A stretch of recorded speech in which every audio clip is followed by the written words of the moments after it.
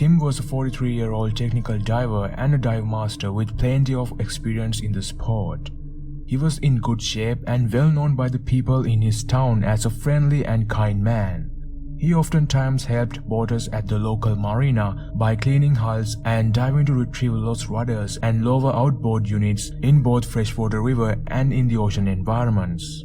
Fast forward to the day of this story.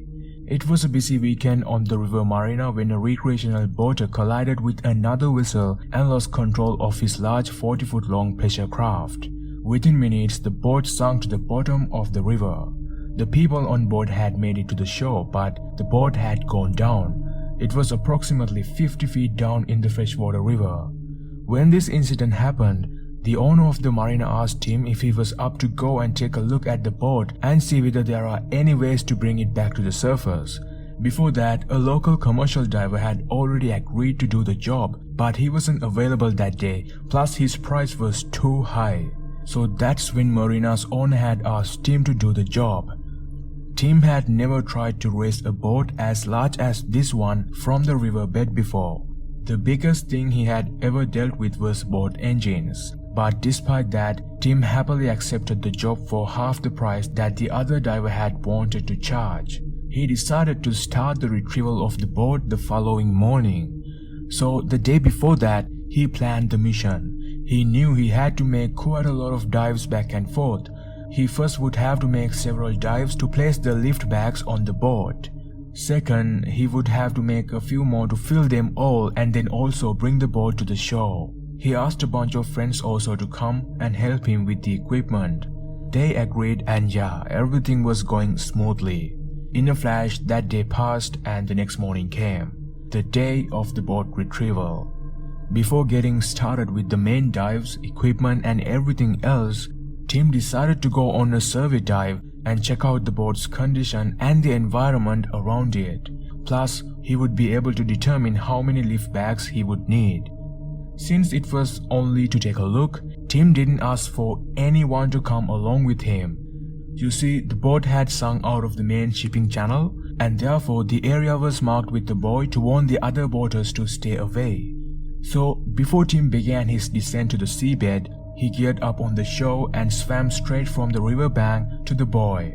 Normally you would use another boat and a few more people to stay on the boat while you are on the dive, but like I said, Tim didn't bring anyone with him for the very first dive of that day. Before he swam straight downward, he placed a diver down flag on top of the marker buoy, and then the journey began. He used an underwater scooter to navigate his way against the river current and get back to his exit point. So with that, he descended to the riverbed where the boat was. He spent a good amount of time completing his survey of the sunken pleasure craft. He marked location for the lift bags on an underwater slate that he had carried with him. So now, almost done with the dive, and the hull against the riverbed was the only thing left to be checked out. It was a bit difficult to see due to the stirred up silt and mud on the bottom, but he still managed to check it out along with the whole impact area. However, just to make sure, he wanted an even more thorough look, so he held onto the boat and turned his scooter around trying to blow the silt and mud out of the way. That way the water becomes clearer. But all of a sudden, something so unimaginable happened. With no warning, the boat rotated and fell onto Tim. He got trapped on the bottom of the river. Everything happened so fast. Most likely he was facing away from the boat when it was rolling toward him. It had taken several hours for anyone from the surface to notice Tim's dive flag. When help was called in, everyone knew that Tim was gone by that point. The local fire department's dive team recovered the corpse. By that point, it had been 4 hours since Tim had begun the dive. It had been found according to his dive computer. God only knows how terrifying and painful those last few minutes must have been. Imagine being trapped somewhere in a small space. That alone is unthinkably horrifying to most people. Tim must have run out of oxygen, or even more likely, panicked and exhausted himself before he passed out and eventually stopped breathing. What a sad fate. This story actually shows us how unpredictable and scary the underwater environment can be. Carl was a 55-year-old master scuba diver and had a lot of experience in mixed gas diving. If you don't know what mixed gas diving is, it basically means using a specific gas mixture to dive to greater depths. Carl always enjoyed spending a lot of time underwater, which is probably why he became that much more of a pro in the sport. One time he and his friends planned to dive and explore the hulking shipwreck sprawled across the seabed at a depth of over 200 feet. So they went to the Jersey Shore in New Jersey. This is a well-known diving destination for divers. Similar to Carl, his friends also had a lot of experience in technical diving, so they were confident that the dive was going to be successful. That day the sea was calm, the weather was good, simply all the conditions were great to explore the wreck. Everyone got on a local charter boat and headed to the destination where they can set off. They had decided to dive on an open circuit system. It is simply the use of a traditional breathing apparatus known as a regulator. Unlike closed circuit, the gas you breathe underwater does not get recycled. So you will have to bring a lot of gas cylinders to use for the whole time that you spend underwater. Not only that, depending on the depth, you have to use a specific mixture of gas. In other words, each air tank has different gas mixtures, and that's what Carl and his team also carried with them. One for the descent, another for the time spent at the seabed, and another for the ascent. Basically, they would switch to different air tanks with each part of the dive. The tanks were also attached to its own regulators. In technical diving, open circuit system is not used as frequently as the closed circuit, but with the experience Carl and his friends have, they probably can manage. So with that, everybody got to the location via the boat and then they set off. About halfway into the dive, something went wrong. Carl quickly swam to his buddy in a rush and pointed to his regulator. His buddy was shocked at what he saw. Carl's regulator was out of his mouth and free-flowing. Carl then pointed over his shoulders, signaling to his friends to turn off the valve connected to the tank with the malfunctioning regulator. His buddy quickly shut the valve, but that wasn't enough. On Carl's end, he wasn't quick enough. He couldn't immediately switch to his backup regulator on his other tank. The situation went from 0 to 100 in a matter of seconds. Carl panicked. The friend who was closest to Carl tried to give his extra regulator, but Carl was out of it. He seemed to have given up. He looked at the new regulator he was given as if it was also malfunctioning. Panic leads to carbon dioxide poisoning, and that makes you lose all your senses. You then act irrational. The friend who earlier tried to give the regulator could see the true panic in Carl's eyes. All of Carl's other friends also knew what was happening, and yet they couldn't do anything. You see, by this point, the group was at a decent depth. If they were to turn back and rush to the surface, they all could die, because they had mandatory decompression stops and therefore could not ascend directly to the surface even in an emergency. That means during the ascent, every diver must stop a few times along the way to decompress. Otherwise, they would develop a condition called decompression sickness and face a lot of fatal consequences. So due to that, everyone was helpless, not being able to do anything. And just like that, right before their eyes, Carl lost his consciousness. His friend tried to force the regulator into his mouth, but seconds later, the friend also knew that Carl wasn't breathing and that the regulator was of no use at that point. Nonetheless, they couldn't just do nothing. They wanted to do something, so they made the decision to at least try. And what they did was interesting. They added air to Carl's dry suit and jettisoned some of his weights to make him positively buoyant.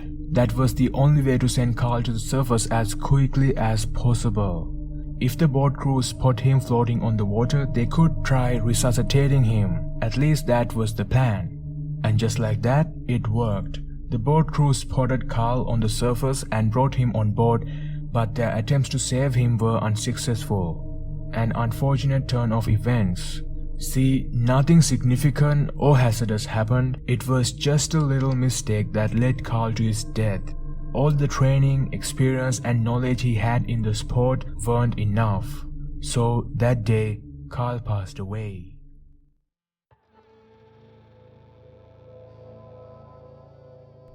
Alton was a 40-year-old fit and experienced cave diver. He loved the peaceful feeling he got from cave diving. Diving to a greater depth and entering a narrow cave was a walk in the park to him when all his diving friends found it to be extremely nerve-wracking. In other words, he loved a good adrenaline rush pumping through his veins. The man rarely drank and didn't even smoke cigarettes except for one thing. He did smoke pot. He liked the feeling of relaxation he got from it, but he took it up a notch and developed a habit of taking a few hits of a joint before going diving. According to him, marijuana helped him stay focused on the task at hand. He thought he could perform better when he is high. So this had a direct correlation with cave diving. He believed with a little buzz he could be more aware of his surroundings, which can be highly helpful with cave diving. Also, as diving itself is a relaxing activity, Alton was able to double that feeling with pot. Just slowly swimming for hours, exploring and experiencing sights and places no other human had ever seen. He could almost lose track of time just floating. However, it was all fun and games until this one time he and his friends went exploring a new cave system that they had just found. So on that fateful day, Alton arrived at the dive site with a slight head cold. Instead of putting off the dive, he took some cold medicine and began preparing for the dive. So other than that, everything seemed normal. Once everybody was ready to set off, Alton as usual took a couple hits from a joint before getting in the water. Sometime into the dive, he and his friends separated to explore different sections of the cave system. When everyone got in groups of 2 or so, Alton decided to go alone to his section of the cave system. He wanted to map a narrow passage and didn't think there was room for more than one person in the space. The maximum depth of the dive was 100 feet. Alton was using mixed gas to lower the decompression requirements of the dive. That means when you go to a certain depth during the ascent, you have to stop multiple times along the way for your body to decompress. But with mixed gas, you can reduce the number of times you have to stop for decompression. Not only that, Alton placed 2 stage bottles inside the cave mouth behind a couple of rocks, so that when nearing the surface at the end of the dive, he could use them to decompress and off-gas the nitrogen that had accumulated in his body. The tanks contained a breathing gas mix with a high concentration of oxygen. However, the reason he didn't take those 2 gas tanks with him was because accidentally breathing from one at depth would cause him to have a seizure. Leaving them behind also kept him from having too large a load inside the narrow passageways. So basically, his plan was to descend to the bottom of the cave, explore his section, once done with it, do the ascent back to the cave mouth and use the air tanks behind those rocks to decompress. At least that is what he thought he will be able to do. Now it had been quite some time into the dive and Alton had made good progress. He had slowly moved, mapping everything he saw. In fact, he was already planning on what they would need to explore even deeper into the cave the next time. Once he was done with exploring, it was about time to surface. Alton reeled in his cave line as he swam. He glanced at the map he had sketched during the dive and smiled. He loved the feeling of getting there first and knew his buddies were going to be impressed. On the way nearing the surface, he remembered about the decompression stops. Although he didn't have to do as many, he still felt a bit lazy and frustrated to do them. By this point, he had pushed the dive a little too much, breathing into his reserve. Though he wasn't going to skip the decompression stops, he just thought if he was close enough to the stage bottles, he could start decompressing with them and get done with it quicker. The sooner he finds the bottles, the sooner he could surface. So he rounded a bend thinking it should directly lead him to the stage bottles and then the exit. But right as he was doing that, he took a breath but he couldn't inhale any air. He was thunderstruck. In full confusion, he looked at his pressure gauge and realized he was out of air. His eyes darted forward. He looked around terrified, scanning the cave ahead for the 2 stage bottles and his decompression gas. Finding them was his only chance. They should be around here, he thought to himself, but they weren't. In reality, he had been making a fatal mistake this whole time. Alton was not where he thought he was. He hadn't made it back to the entrance yet. He was nowhere near where those 2 stage bottles were. In panic, Alton tried swimming forward as fast as he could, following the cave line, but he ran out of time and then the last remaining breathing gas he had in his tank. A few seconds later, he died right then and there. Rescue divers later recovered Alton's body about 150 feet below from where the decompression tanks were near the entrance to the cave. When his corpse was discovered, the tanks on his back were all empty. He thought marijuana gave him better focus, but in reality, it had done quite the opposite. He didn't realize he was running out of air until that last empty breath. So in conclusion, intoxication while diving is never ever a good idea.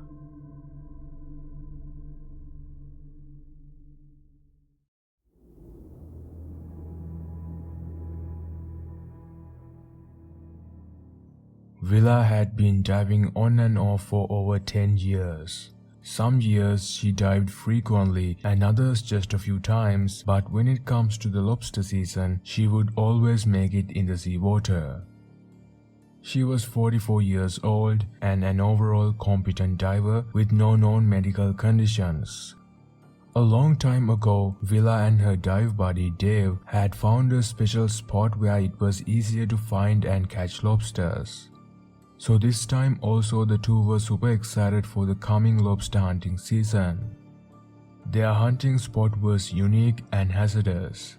No one else thought to dive there because of the poor visibility, but the duo knew what they were doing as they had done it many times and also were the ones to find this special location in the first place.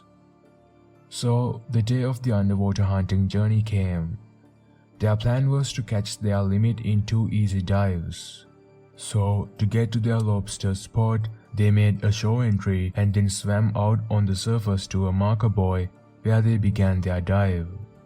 To make it easier to stay underwater at the shallow dive site, Villa was carrying 20 extra pounds of lead. She didn't want to have to worry about floating up and down with each breath or when waves passed overhead. So with that, the duo descended to a depth of over 15 feet in the seawater, filled their collection bags, and made it to the surface within moments of each other. The first dive of the day was uneventful but went just as planned. Although they were already expecting terrible visibility, that day it was even worse. They almost couldn't see anything. This made it difficult for the two to stay in contact with each other, but they reasoned it didn't matter that much. They were confident as they had dived together many times and weren't worried about being separated underwater. So before setting off for the second dive, they talked about their favorite ways to cook the lobsters they caught and made plans to invite friends over for a big party.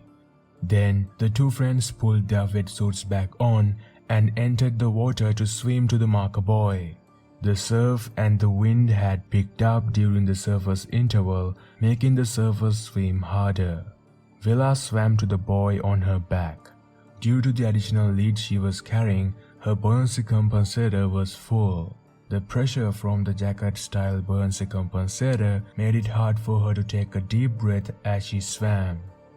If you guys don't know what a buoyancy compensator is, it is basically a type of diving equipment that is worn by divers to establish neutral buoyancy underwater and positive buoyancy on the surface when needed.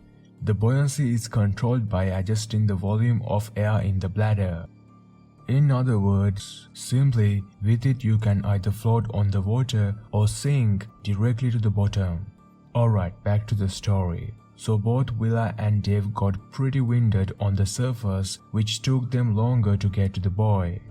As soon as they got to it, both put on their regulators in their mouths, gave a quick signal to each other, and then began releasing air from their buoyancy compensators. Willa was slowly exhaling as she was sinking to the bottom of the sea. Between that and the extra weight she was carrying, she dropped to the bottom like a rock. Poor visibility and underwater surge caused the two friends to lose sight of each other immediately. Willa hit the sand in seconds at a depth of 13 feet. Dave, on the other hand, found it more difficult to reach the seabed, but he eventually managed. So with that, both started their hunt respectively. About 14 minutes later, Dave, as usual after finishing the dive, surfaced with a bag full of lobsters. He was pretty happy about it. By the time he was on the surface, he realized Willa hadn't finished her dive yet.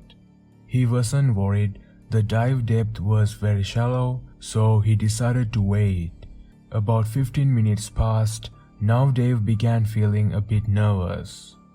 Though he still didn't presume anything going wrong, something like Willa running out of air was very unlikely. But what made him feel extremely tense is the time. Neither of them normally took that long to catch lobsters and return back to the shore. Dave waited another 15 minutes feeling absolutely horrified. By this point, he already knew. So he called for help and the search for Willa began. Not too long went by, the recovery divers discovered the corpse on the seabed 1.5 hours later, just 13 feet below the surface. The investigation found that Willa's air had never been turned on. Here's what had happened. When she got to the marker buoy, she was already out of breath from the swim. Then she let the air out of her buoyancy compensator before dropping out of sight. As she was sinking, she only exhaled, and she did it slowly until she reached the seabed. It only took seconds for her to hit the sand of the sea bottom. So once she was on the seabed, it was time for her to inhale after that long exhale she did during the descent. So she tried to take a full breath, but nothing came. Being out of breath in panic, she didn't realize she had forgot to turn on the air. The medical examiner ruled her death a drowning due to insufficient air.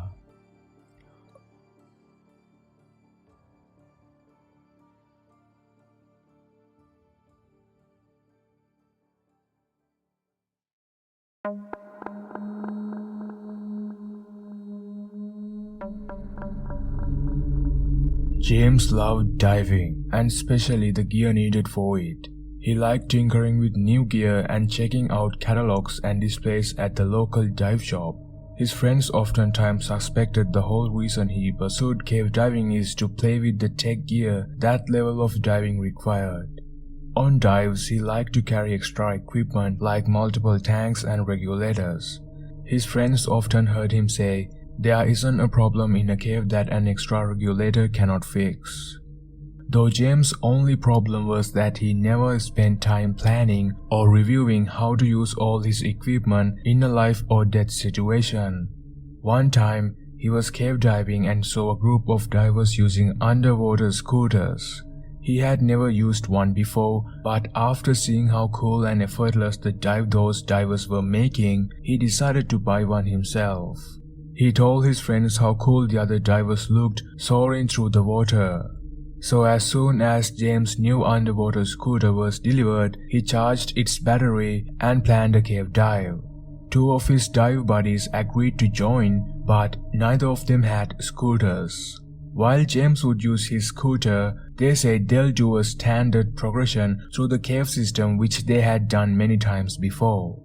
The cave was relatively shallow. It only dropped below 50 feet deep, but what it lacked in depth, it made up in breadth.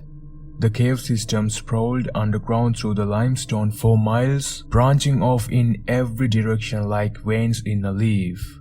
Divers had explored this cave system for years, marking routes and laying in permanent guidelines, but many of the branches from the main tunnel remain unmarked. It's kinda like a maze, easy to get lost.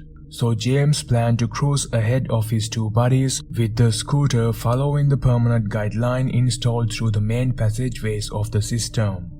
He said he would return to them after a few minutes, allowing them to use the scooter as well.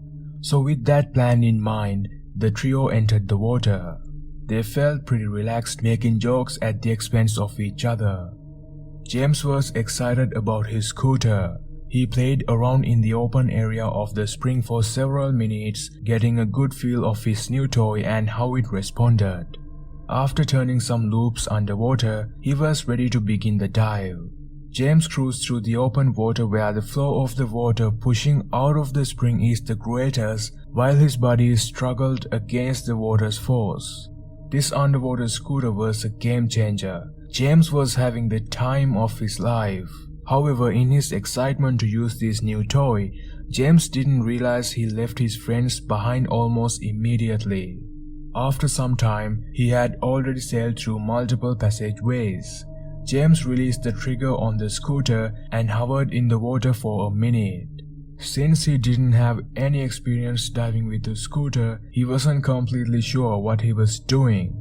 The scooter was slightly negatively buoyant, and it began to pull him toward the cave's silty bottom. James added air to his buoyancy compensator and clipped the scooter to an open D-ring. So he managed to make himself positively buoyant so that he floated up to the ceiling. He wanted to float close to the ceiling because he didn't want to cause a silt out by stirring up all the silt in the bottom, which will also obscure his exit. Once the scooter was stabilized, James looked around and checked out his surroundings. He shined his light around and saw the elegant rock formations around him. He was in a chamber and it was unfamiliar to him. And only then he realized that he had never penetrated this far into the cave before. Literally nothing there even vaguely familiar to him.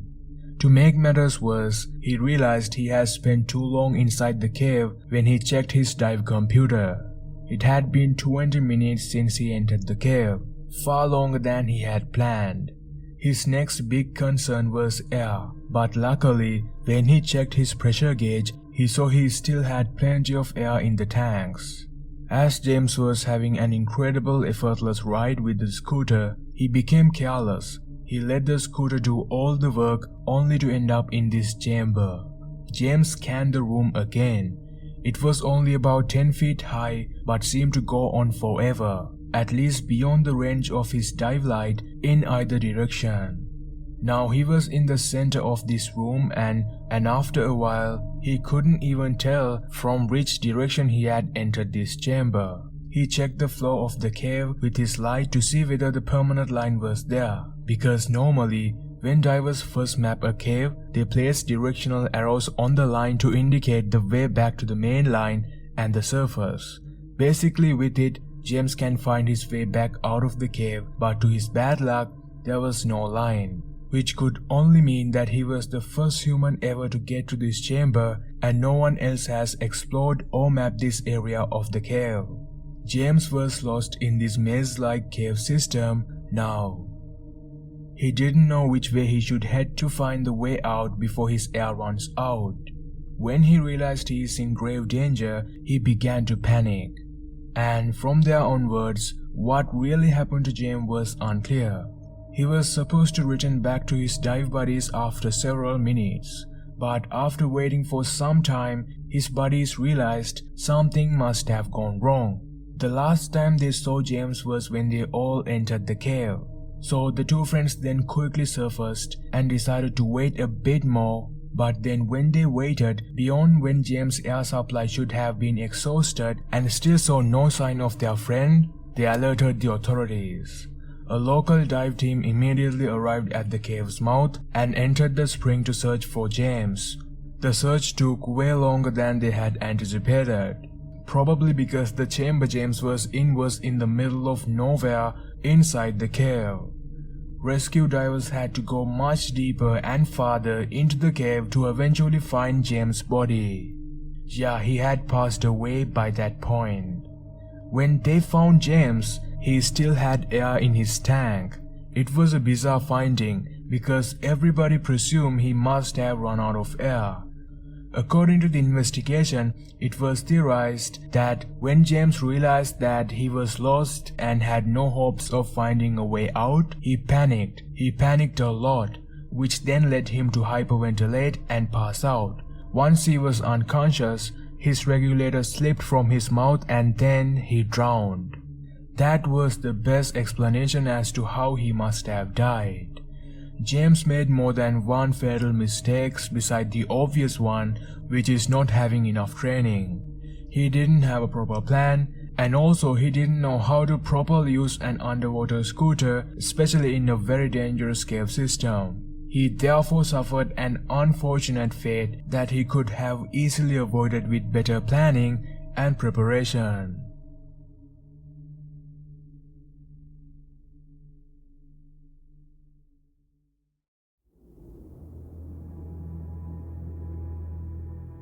Joanne was a comfortable and competent diver. She was not highly trained in the sport, but she had enough experience to go diving safely. She had learned to dive with her husband William on a vacation. Since then, every year they dove together on a trip. Over 7 years, she had made about 60 dives, all in warm and clear environments with good visibility. William, on the other hand, was a bit more experienced in diving. He dove not only with Joanne but also with his buddies from the local dive shop in the local lake. Joanne prioritized safety a lot. She liked to dive in warm, tropical and clear waters. For her, diving was just part of taking a vacation.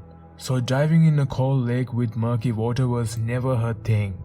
But when William asked her to join him at the local lake, she just couldn't say no. She ran out of excuses and couldn't keep up with William's persistence to convince her to join him. So eventually she agreed. Thrilled with the news, William was very considerate and rented Joanne a thick wetsuit so she wouldn't get cold in the water. For him, diving was one of the most fun activities. He loved to dive any chance he got. So he was super duper excited to get into the water, but this time it was clear that his excitement was mostly coming from his wife joining him on the dive. Despite Joanne's reluctance and doubts, there was no way she could back out now. In fact, now even she herself felt a bit excited about the dive, seeing how happy William was. So just like that, the day of the dive came. Joanne and William arrived at the lake early and took their time getting ready. This was Joanne's first ever dive in the fresh water. With thicker wetsuits than what they were accustomed to, they realized they had to do a buoyancy check first. That means checking how much extra weight they would need to carry with them in order to stay in the water without floating. This is why divers use weight belts. So they estimated the amount of weight they would need and then entered the water to test it out. Both were able to sink pretty quickly, so they decided their weights were fine. During this whole time, Joanne was feeling pretty uncomfortable. Beside her and William, more people were there diving in the lake. They already had started up the silt in the water, and therefore the visibility where Joanne and William entered the water was very low. When Joanne put her face in the water, she was stunned by the frigid water and dismayed that she couldn't see the bottom only a few feet below her fins. Joanne then attempted to back out of the dive, but not with William. He convinced her to continue. They made a plan to descend to 30 feet and follow the contour of the lake until they get to the turning point caused either by low air or cold, and then ascend to 15 feet for the return trip to the exit. So they eventually began the dive. Joanne was getting used to the water. She started to feel more relaxed and less tense. She didn't necessarily like the dive but signaled to William that she was doing alright. She descended slightly below William for a moment when she saw something shiny in the rocks below. Then, all of a sudden, Something caught hold of her regulator. This caught her off guard. She forcefully pulled against whatever had caught her, then the regulator pulled out of her mouth, and she swallowed a mouthful of water. All this was happening within a matter of seconds. Frantically, she started signaling for William. Luckily, he was only a few feet away and slightly above her. She signaled that she was out of air, and he quickly gave her his extra air supply. Yet she continued to panic and choke, struggling and fighting to get to the surface, but she couldn't rise. She was floating in place, fighting for her life. Seeing this nightmare, William felt horrified, but he was quick to take actions. He inflated Joanne's low-pressure inflator, hoping to get her to the surface. This seemed to work. She slowly started ascending, but only slightly. All this only made her panic even more. She got worse every second, and with it now even William began panicking. Neither could understand what the problem was. Just when William thought it couldn't get any worse, Joanne knocked William's weight belt loose and it fell to the bottom.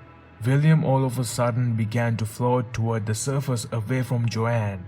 The worst possible thing that could have happened just happened. When William was floating away from Joanne, he also took the extra air source he gave Joanne with him. He just had it. He never would have thought he would lose his weight belt. William desperately fought to swim back down to Joanne with everything he had, but he couldn't. Without his weight belt, he couldn't swim back down. Like a scene from a movie, the distance between Joanne and William slowly increased. Right before William's eyes, Joanne struggled and struggled until she passed away. It all happened so fast. When her body was recovered, rescue divers found her primary regulator entangled in a rope caught up in the rocks on the bottom, which can explain how the regulator was pulled away from her mouth. Moreover, when William tried to inflate Joanne's buoyancy compensator, hoping it would help her ascend to the surface, it made it even more impossible for her to freely swim in the water. She basically became stuck in place like a balloon at the end of a string. Their weight belts were also too heavy. When they tested it before the dive, yeah, they worked, but only to descend. But when it comes to the ascent, they were too heavy. On top of all that, they also panicked. They panicked a lot. Therefore, finally, it all led the two to a painful fate, a one big disaster. Joanne died, and William had to see it all without being able to do anything about it.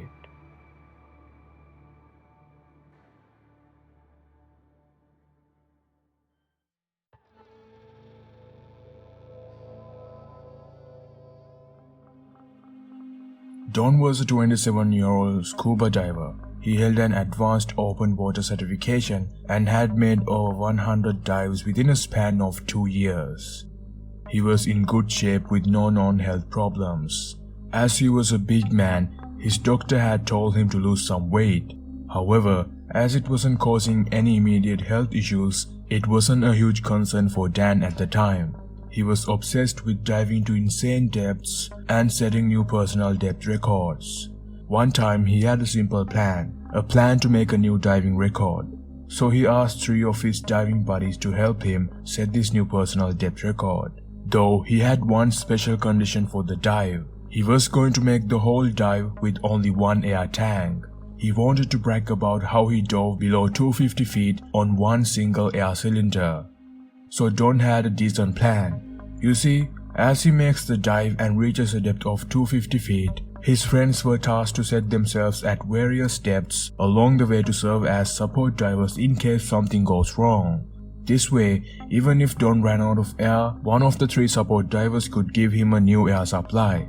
This was actually a good and safe plan, but the issue was the time of the dive.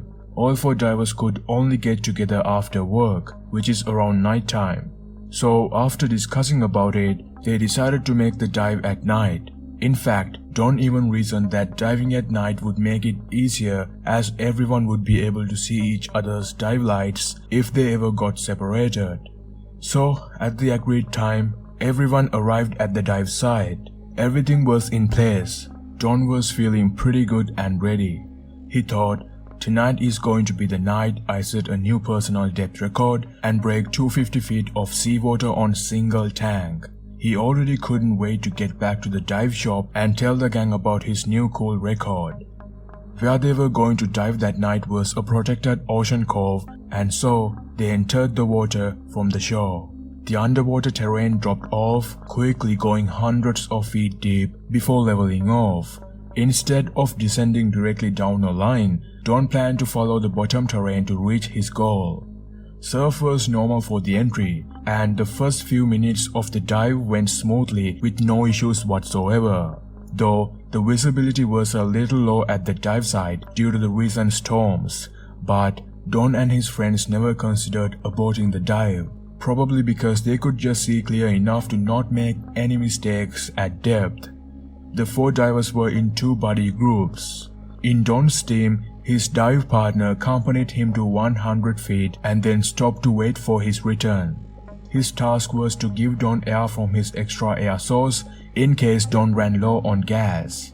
As the rule was to only carry 1 air tank to last the whole time he spends underwater, he was not carrying an additional air source, not even for safety reasons. From the 100 feet mark, the 2 remaining divers of the other team buddied up with Don to continue the rest of the descent. At around 150 feet down, one of the 2 dive buddies got separated from Don and the last remaining diver.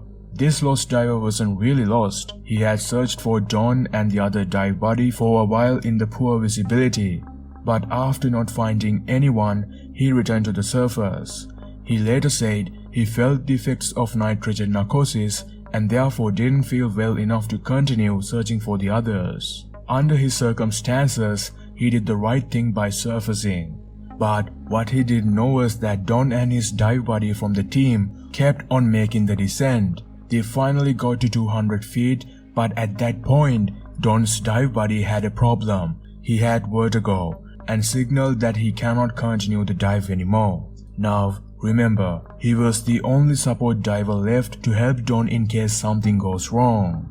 Of course, there was one more in the water, but he was at the 100 feet mark, waiting for Don's return. Without this 4th and last dive buddy below the depth of 100 feet, Don was going to be all alone. Well, he didn't mind and escorted his dive buddy back to 160 feet where the symptoms of vertigo started decreasing, so he was able to ascend alone. Now, like I said, Don is going to be all alone with just 1 air tank. He should have aborted the dive himself with his dive buddy, but, well, he didn't. He decided to attempt the depth record on his own. So, he continued the rest of the descent by himself. That was a terrible and reckless decision. That night, he never surfaced. His friends waited and waited, but Don never emerged from the water. In fact, he was lost and never seen again. No recovery diver could discover him, but eventually, about 9 months passed, and Don's partially skeletonized body was eventually found. When someone was making a dive and going below 200 feet, he came across Don, or rather, you could say his long-lost corpse.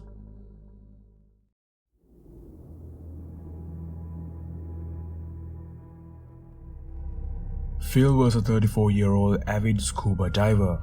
He had advanced open water and cavern diving certifications. His house was near this freshwater cave system that offered pristine water and interesting diving. He has taken cave diving lessons but was never serious enough to pursue a full cave diving certification. He believed there wasn't much of a difference whether you have a dive certification or not, except for the cost. He prioritized experience more, it seemed. One time, Phil and his 2 friends Rex and Evan planned a dive inside that cavern near their houses. So on a nice, warm, clear morning, the 3 divers arrived at the cave mouth. They set up on a single air cylinder. They each had a separate phony bottle they had planned to use at the safety stop at the end of the dive. If you don't know, a phony bottle is a small diving cylinder which is fitted with an independent regulator and carried by a diver as an extension to the scuba set. Now, Phil and his 2 buddies didn't really have a plan for this dive. All they knew was that they are going to explore inside the cave despite not even having proper gear. Once they were done prepping at the cave mouth, they decided to set off. All three one by one entered the water by climbing down a set of stairs and then floated out into the crystal clear water. Phil didn't like the extra tank clipped to his buoyancy compensator, so recklessly he left his own spare tank outside the cave entrance. He planned to use it for his safety stop, so he reasoned that it would be ready for him when he got back. He thought in the meantime he would be able to have fun not having to carry the additional drag. So the trio swam further into the cave, exploring the beauty of the underwater environment. Slowly with time they moved off inside the cave from the light zone of the cavern. In this section, it was just darkness. There was no light. They literally couldn't see anything. If it weren't for their lights, they would have been in serious danger. So with the little light they had, they continued exploring. They made sure to take their time. By this point, they were almost 200 feet inside the cave when one of the worst nightmares of any diver happened to Phil. He took a breath from his regulator and nothing came out. Rex and Evan were together close by, but with panicking in the darkness, it took Phil a while to get Rex's attention. The second he saw Phil signaling to him, he knew what was going on, so Rex immediately gave his phony bottle to Phil. As Evan also learned about the situation, both he and Rex managed to calm Phil. He couldn't believe the mess he had made of this dive. He should have brought his extra tank with him. He was thankful to Rex and Phil for bringing their phony bottles. Otherwise Phil would have run out of air and died right then and there deep inside the cave. But now there was no time for regret. Their nightmare only just started. They quickly decided to get to the surface now that they are low on gas. So the trio began heading toward the exit. By this point, not only Phil but Rex and Evan also started running out of gas. Now, the problem was that they both had only one phony bottle as a reserve. Remember, Phil's extra tank was back at the safety stop point so that they would have reserve air to breathe once they exited the cave. But Phil failed to make sure that the gas he brought with him was enough to explore inside the cave and also get back to the safety stop, which is basically the exit. It's almost like he never had an extra air tank in the first place. Or maybe he probably never would have expected that he would need it much sooner. But either way, now in order to use it, they had to first get to it, which means having to get to the cave exit, which is exactly the problem. So now that they turned around and were on their way back to the exit, Phil signaled that he would follow behind Rex and Evan. It seemed that he wanted to get control of his breathing as he earlier panicked a lot. So therefore he is now following behind his two friends, which is when he started feeling like he cannot breathe. It was his air supply. As he struggled to inhale, by the second, it got more and more difficult to draw a breath from the phony tank. Yeah, that means the air in the reserve tank was also nearly gone.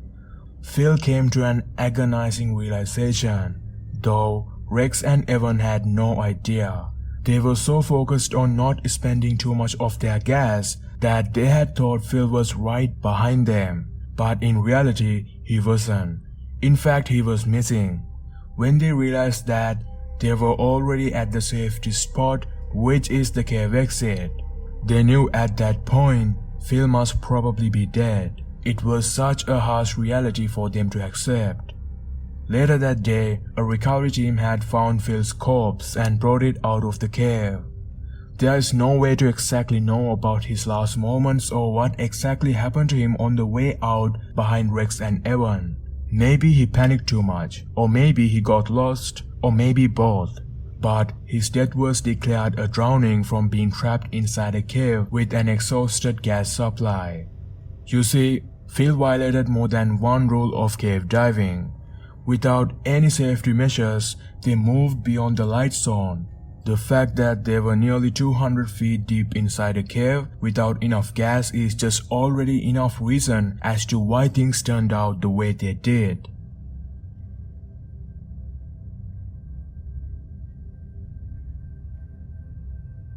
At the age of 33, Bill had been a certified scuba diver for a decade. He usually went diving a few times a year and hadn't had any advanced training courses, but he was very knowledgeable as he had read articles about diving and underwater explorations.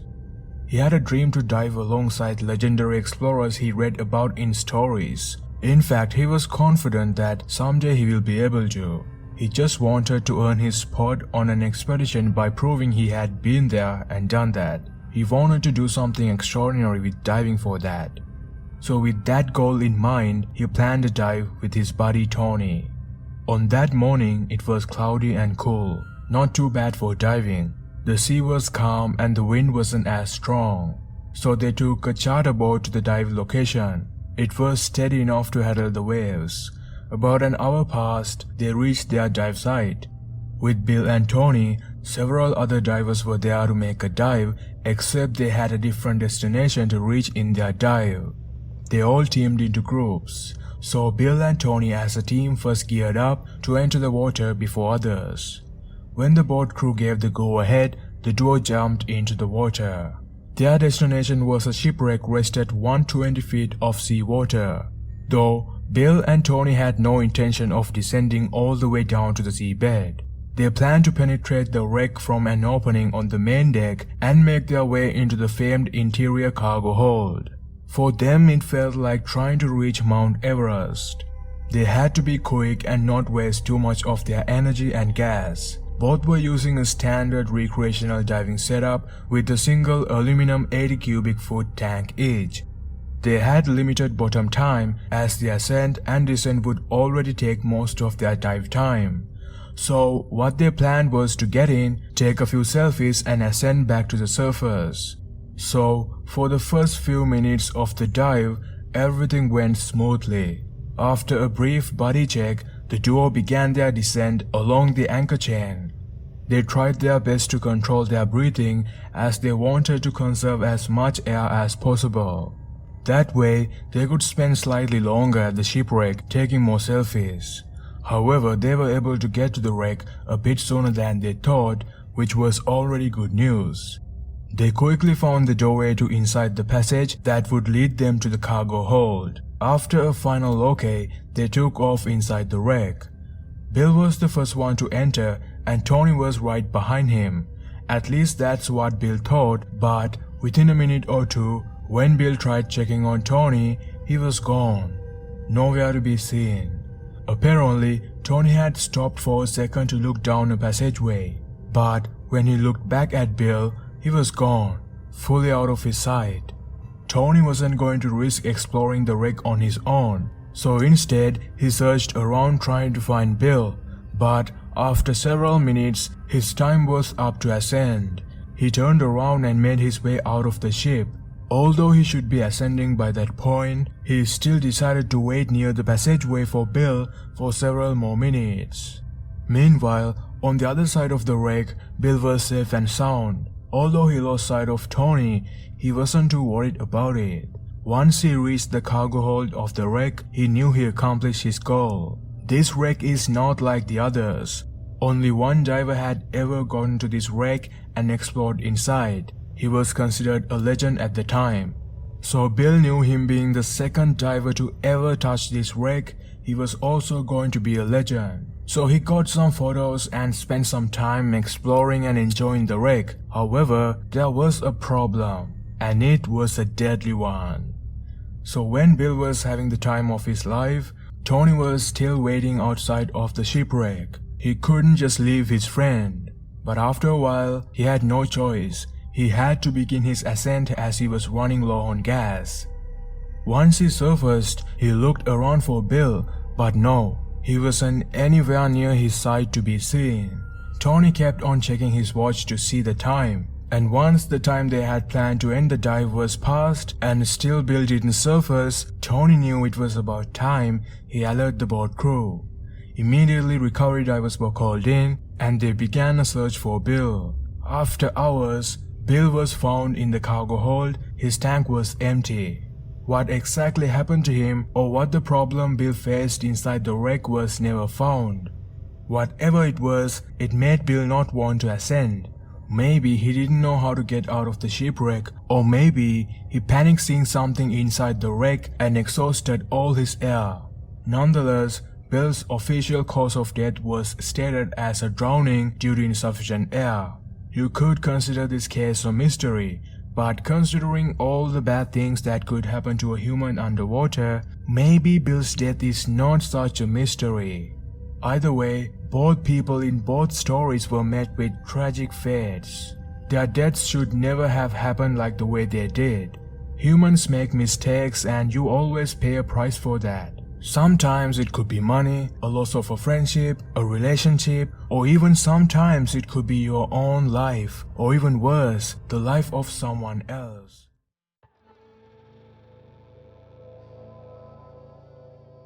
This is real footage captured by Randy Fales of Satellite Beach. He was scuba diving on a nice Sunday about 17 miles off the Florida coast near Sebastian Inlet when he surfaced and discovered that not only were his boat and family gone, but sharks were circling below.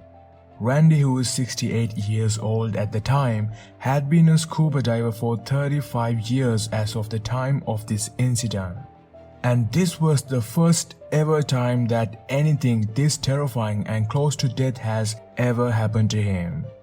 So on that Sunday, before setting off to reach a depth of 90 feet in seawater, Randy had dropped a yellow jug attached to the boat by parachute rope onto a reef. Two of his daughters, one daughter's boyfriend and several grandchildren were on the boat at the time. Randy was carrying his gear, a GoPro and a spear gun. So after making sure that he is completely ready for the dive, he jumped into the water and slowly descended deep into the seawater. Once he reached the 90-foot mark, he explored around for a bit and began the descent. In total, he spent about 30 minutes underwater. When he surfaced, he realized that likely because of the windy conditions, the jug had drifted off the reef, pulling the boat with it. He said his family had not noticed, thinking the jug was still anchored in place. When Randy looked around, there was no boat, no nothing in that whole area. Well, Randy thought to himself, this is exactly not an exciting feeling to realize that you are all alone in the middle of the sea. But still, he was pretty confident that there might be other boats in the area because it's a fairly common fishing area. About 15 to 20 minutes passed, he finally did see a boat. He quickly blew a whistle that he was carrying and waved his bright yellow diving bag high over his head using his spear gun to get the boat's attention. But unfortunately, no one on that boat heard or spotted Randy. It just kept getting farther away from him. But to his luck, it seemed to anchor about a mile away. So he started swimming toward it as fast as he could. And that's when the real nightmare began. A shark appeared out of nowhere.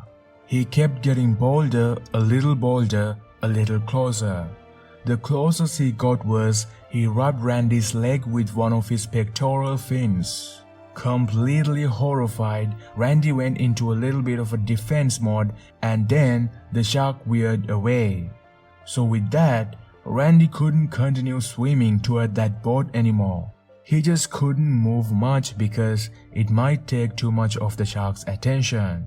So he spent about an hour in the open water with that shark circling around. It was almost like it was playing with Randy. But by this point, another shark showed up, joining the other and circling him. Each one was about 7 to 8 feet long. Randy didn't know the exact species, but he believed they were neither tiger sharks nor great whites. Although Randy had a spear gun, he just didn't even load it or even intended at any time to shoot either animal. He thought they are such majestic animals to begin with and harming them would be such a devastation. Well, that's incredible, because if anyone else was in his shoes, not only would they consider using the spear gun, but they might just do it out of instincts. So after a while, Randy's legs became the bigger concern than even the sharks as they began to cramp and hurt. So far, more than an hour has gone by and by this point he considered unloading his gear. Then finally, after almost 90 minutes of treading water, Randy saw another boat coming his way. He said, "Boy, am I glad to see you." This boat actually spotted Randy, and finally he got on board. Randy may be the luckiest guy to survive that nightmare. Getting lost in the open sea water alone is a situation that most of us wouldn't survive in. So finally, Randy right away was able to locate his daughters, who by then had sent a distress call to the Coast Guard. His daughter has timed him as he entered the water, so when he didn't appear, the family started looking for him. When nearly 2 hours had passed, she had panicked. The Coast Guard was in the process of starting a search when Randy approached on the boat. By then his GoPro had died. But thanks to it, we now got this footage of Randy dealing with those 2 bad boys. You know what? Now that I think about it, if it weren't for this footage or proof, some people might not even believe Randy. Well, maybe to scuba divers, this could be a story easy to believe even without proof, as today there are a lot of stories of other divers also actually being in this situation. But one way or another, Randy survived. He said despite the terrors he felt, it was kind of cool seeing sharks that close. Must be the most unforgettable experience in his life.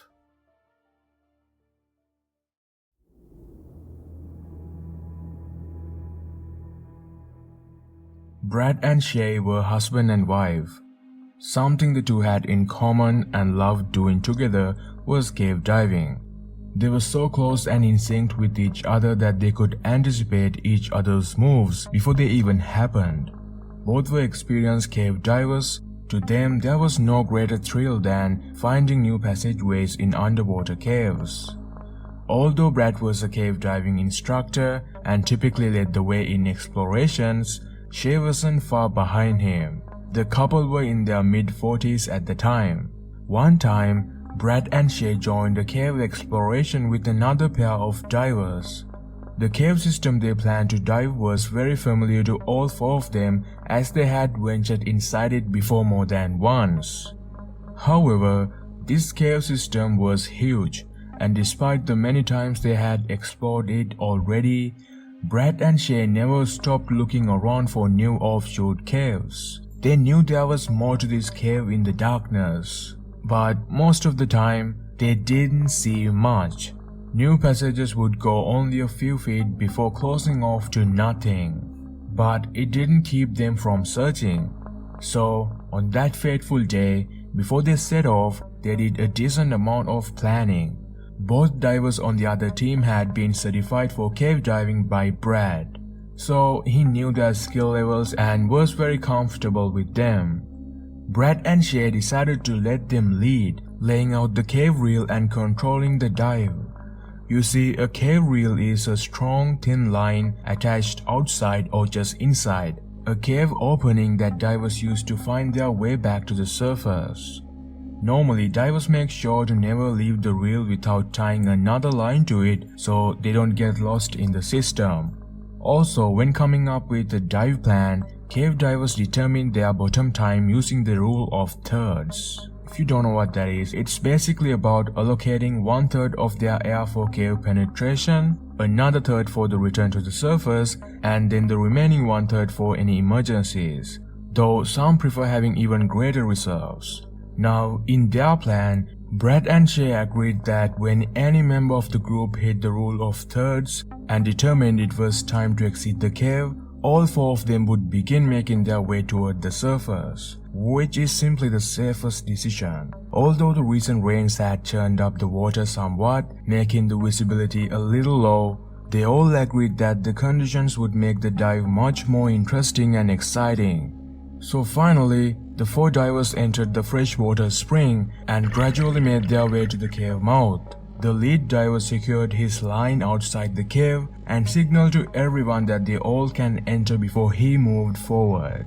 His buddy, being right behind him, then went in, followed by Brad and Shay.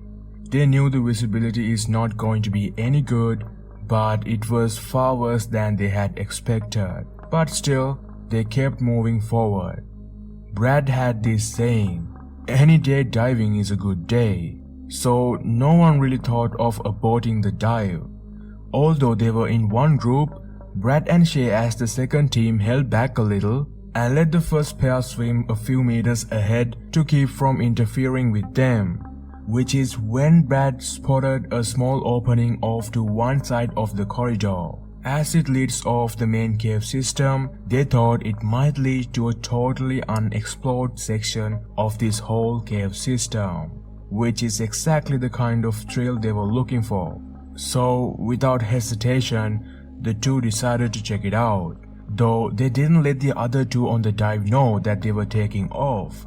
Well, most likely their plan must have been to be gone from the main line for only a minute to take a quick look so they could return later to map it for their records. That has to be the only reason they went in, because otherwise it would have been one big reckless decision. Both were carrying cave reels of their own, but neither had pulled them out to secure a jump line to the one their friends in the other team had laid.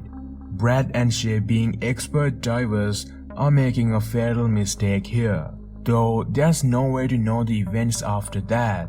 However, the first buddy team aborted the dive and began heading toward the cave mouth when they realized that Brad and Shay were no longer following them. At first they thought something must have gone wrong, maybe with their gear, so therefore they must have aborted the dive and by now should be on the surface. But it was only after the two divers also surfaced they realized that Brad and Shay were actually missing. They knew if they aren't at the cave mouth, they still must be somewhere inside the cave system, but it was too late by then. Apparently, when Brad and Shay took off, hoping to return to the main cave passage in a minute, things didn't go as planned. Here's a possible explanation as to what might have happened to them. After looking around for a few minutes and confirming they had found a cave neither had ever seen before, Brad signaled that they should return to find their dive buddies of the other team. So they turned around to head back the way they came, but never found the main cave or the line their two buddy divers had laid down. Yeah, by the time they realized they really have made a terrible mistake, it was too late. So when the two divers in the buddy team surfaced and realized about this, they alerted the authorities, and later Brad and Shay's bodies were recovered 250 feet from the cave's mouth. Both divers had completely emptied their air cylinders, which means trying to find a way out, feeling petrified and panicked, they must have run out of time and air.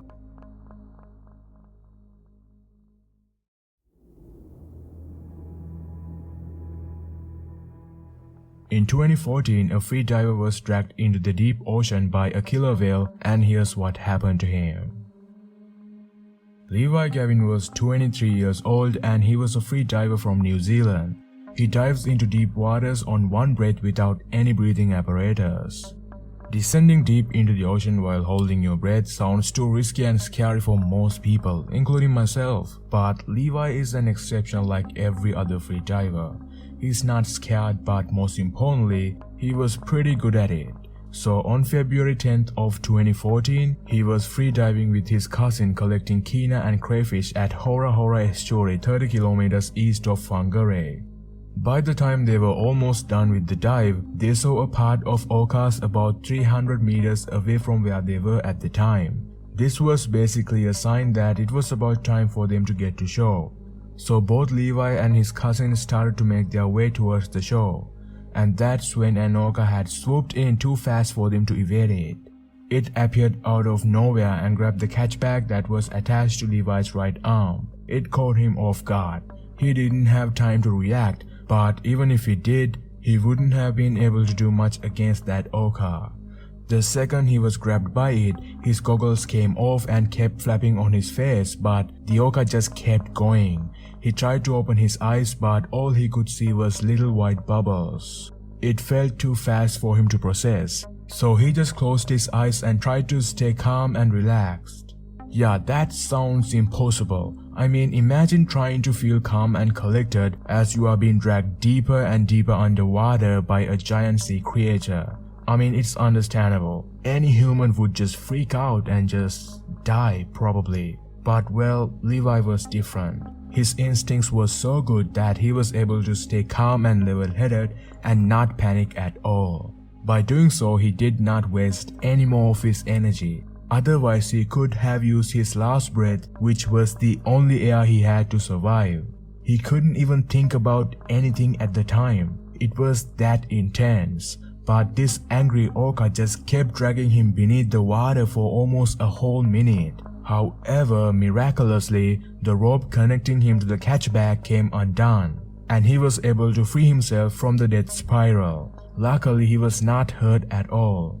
He didn't waste a single second and popped off his weight belt to float to the surface. But as he was getting closer to the surface, he couldn't feel his arm. It was actually dead. So once he got to the surface, he was unable to swim, because with the use of only one hand, you can't swim, you can't simply do anything. But luckily, his cousin was about 30 meters away from where he had emerged from the water. The cousin was horrified seeing what just happened to Levi, but the second he saw Levi pop up, he rushed to him. However though, Levi couldn't see his cousin, but he could hear his flippers from a mile away, trying to get to him and save him. So as soon as cousin got there, he jumped behind Levi and lay behind him, held him and kept kicking his flippers to keep buoyant, so that Levi could have some time to relax and rest and breathe. His gear was never retrieved, but eventually they made it to shore. A day later, he had to be taken to the Whangarei hospital, where he stayed briefly while doctors determined that he did not have any water in his lungs. After some time, Levi said that day everything was going south. Everything was meant to stop them from going out. His cousin also didn't want to go out. In fact, once he agreed to come out, and then when they actually arrived at the dive spot, the cousin offered Levi a knife to strap around his leg. But still, Levi had said no to that. But if he had taken that knife, he could have cut the rope and freed himself. But well, all in all, considering Levi's epic survival, things ultimately didn't go as wrong as they could have. Apparently, there have been more than a dozen deaths and serious injuries from attacks by orcas in captivity. However, according to experts, attacks by orcas in the wild are very rare. According to Whale Rescue co-founder Joe Halliday, orcas are just like humans. They are extremely intelligent and curious about their surroundings and lived in tight social structures. Fewer than 200 individual killer whales have been recorded as living in the waters around New Zealand.